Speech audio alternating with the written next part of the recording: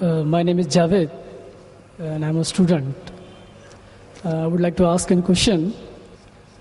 At one place, the Holy Quran states that man is created from sperm, which is inconsistent with modern science.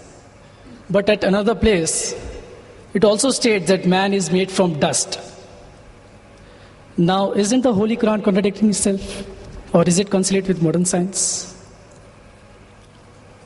The brother posed the question that one place the Holy Quran says that human beings have been created from sperm, which consists with modern science. The other place, human being is created from dust. Can you prove it scientifically it's created from dust? And isn't there a contradiction? One place sperm, one place it says dust. The Holy Quran does say, as I mentioned in my talk, in Surah Qiyamah, chapter 75, verse number 37 to 39, it says that human beings have been created from sperm, which has been proved by science.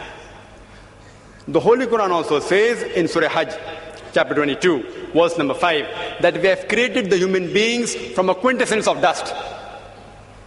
Today science tells us that all the elements that are there in the human body, they are present in lesser or greater quantity in the soil, in the earth.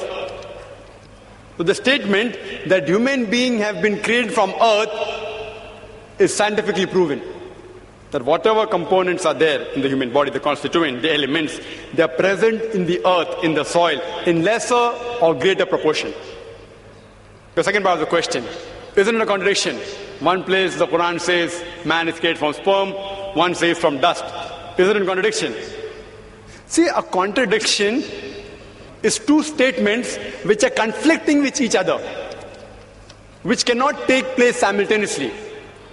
The Quran does not only say man has been created from sperm and the other place from dust. It also says in Surah Furqan, chapter 25, verse 54, that man has been created from water. You will tell me there are three contradictions. See, science has proven that man has been created from dust, as well as from sperm, as well as from water. If I tell you in one statement that to make a cup of tea, I require water. In the second statement I say, to make a cup of tea, I require tea leaves or tea powder. It's not a contradiction. I require both. If I want to make sweet tea, I add sugar to it. If I want to make panikam tea, I add less water and more milk. If I want to make Suleimani tea, I add only water. So there is no contradiction when the Quran says human being is created from sperm and dust and water. It is actually contradistinction. What is the meaning of contradistinction? Contradistinction means speaking two or more things about a subject which are not conflicting with each other. For example, if I say that this man is honest, he's kind and loving, it is contradistinction. But if I say this man is always a liar and a truthful person, then it's contradiction, because both are opposing. If it's not opposing, it's called as contradistinction.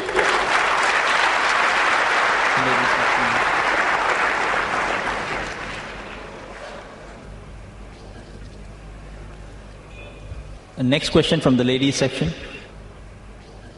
Assalamu alaikum, brother. My name is Farida Ansari. I am a laboratory technician. Quran says Allah is the creator of the human being. Does science agree with it? The sister posed a question that the Quran mentions that Allah subhanahu wa ta'ala is the creator of the human beings. Does science agree with it?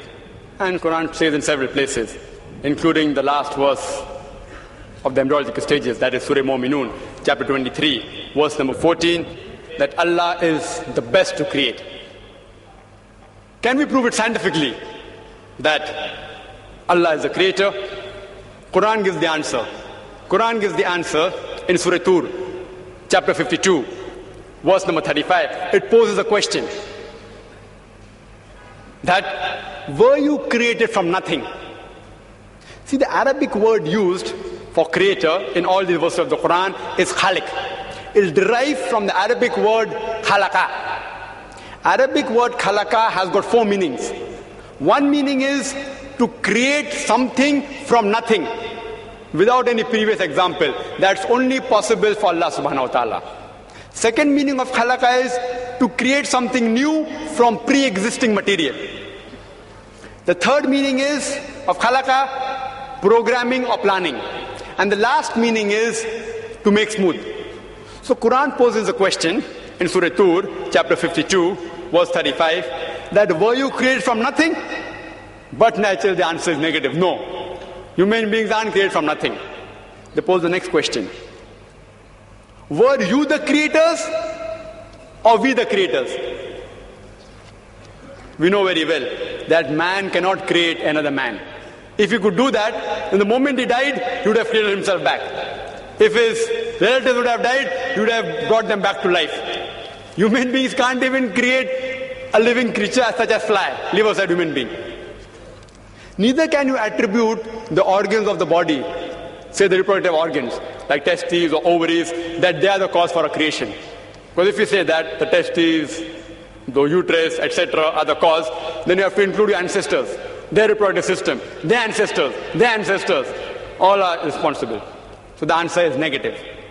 Quran poses the next question in Surah Waqia, chapter 56, verse number 58 and 59, that do you not look at the sperm you have emitted? Were you the creator or we the creator? And but natural, all these questions that Quran poses, the answer is negative. Some people can say it's by chance. By chance you were created. They say nature. Natural thing. It happened by chance. Let's analyze scientifically whether the human beings can be created by chance. The protein molecule is a very important structure of the living cell. Very important part in the living structure of the cell. The protein molecule consists of 5 elements: the carbon, nitrogen, oxygen, hydrogen, and sulfur. And there are tens and thousands of atoms required to make one molecule.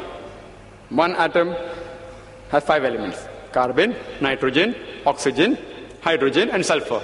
There are tens of thousands of atoms which make one protein molecule. And there are approximately 92 free elements.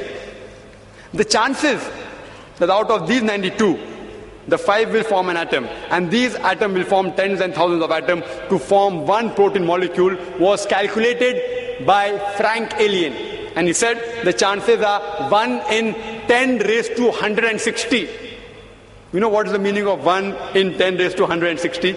If I say 1 in 10 raised to 2, 10 raised to 2 means 100, 2 zeros. 1 in 100, chances 1%. If I say 1 in 10 raised to 3, it means 1 in 1,000. That's 0.1%. If I say 1 in 10 raised to 4, it means 1 in 10,000. Means 0.01%. So when the calculation was made, 1 in 10 raised to 160, it means 0.00000, 157 zeros, then 1. And mathematics tells anything 1 in raised to 10 raised to 50, it's counted as 0. Furthermore, this is talking about one molecule, and the substance required to form this one molecule of protein was calculated by another person, Charles Guy, that it will require millions of times of substance as huge as our galaxies. Millions of galaxies will require to form this one molecule of protein. And the time was calculated by Charles Guy. The time taken for one protein molecule to be formed will be 10 raised to 263 years. You know what is that? 1000000, 263 zeros it will take to form one protein molecule. And do you know there are how many protein molecules in one cell? And do you know how many other molecules are there in the cell? And how many cells are there in the human being? There are more than 6 billion molecules when a child is born. That's what doctors tell us today. 6 billion. One more protein molecule takes 1 in 10 raised to 160 chances.